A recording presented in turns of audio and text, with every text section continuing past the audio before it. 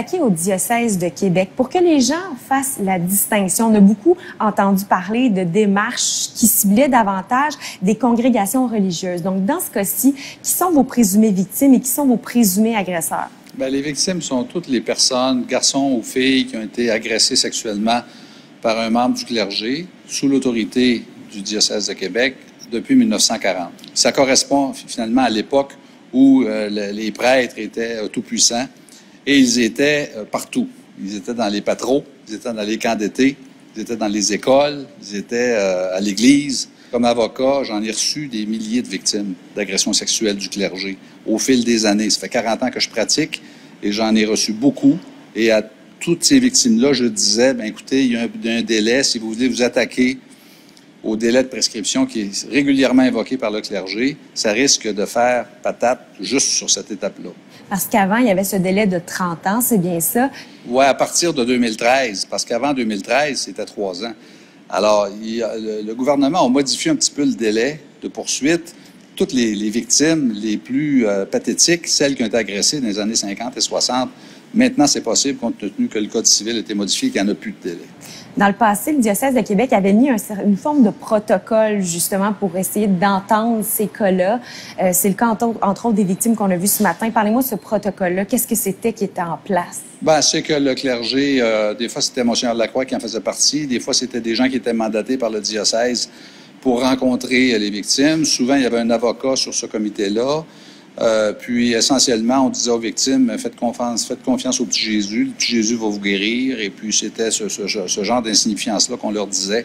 Il y a eu un autre développement dans la dernière année, en plus du délai de prescription qui a été abandonné. C'est le pape qui a dit, maintenant, au diocèse, vous devez ouvrir toutes vos archives secrètes. Pour vous, ça aussi, c'est une clé qui est importante. Tout à fait, parce que l'action, la possibilité de déposer un recours judiciaire, que ce soit individuel ou que ce soit collectif, ici c'est collectif, permet d'avoir recours à tous les outils que le Code de procédure nous donne. On peut forcer la production de témoins, on peut obtenir des expertises, présenter des expertises, on peut forcer la production de documents. Évidemment, pour produire un document, il faut que le document existe, et ça, c'est une autre partie du problème. Une action collective contre un diocèse, c'est pas la première fois que ça arrive, là, comme l'exemple de ce matin, il y a Montréal. Il y en a eu contre le diocèse de Montréal. Mais maintenant, contre le diocèse de Québec, c'est la première fois. La pratique, à l'époque, puis il y a certaines victimes qui vont pouvoir l'établir, c'était plutôt de déplacer le prêtre. On le sortait d'un milieu où il y avait agressé des enfants. Évidemment, il y aura une preuve qui sera faite, il y aura des témoignages qui seront entendus et je peux vous dire que ça va être convaincant. On entend beaucoup parler que l'Église n'a pas beaucoup de moyens. Est-ce que ça aussi, c'est une crainte, la situation financière du diocèse? On sait que l'Église a quand même des ressources. L'Église a des terrains, l'Église a des bâtiments, l'Église a des réserves financières et on n'est pas nerveux là-dessus. Maintenant, ce qu'on souhaite, c'est de pouvoir s'asseoir avec le diocèse de Québec et de pouvoir parler franchement des vraies affaires. Il est incontestable qu'il y a eu des prêtres pédophiles dans le diocèse de Québec. Il est incontestable qu'ils ont agressé plusieurs enfants au fil des années et les agressions étaient certainement plus nombreuses et plus répétitives à l'époque où le clergé était tout puissant.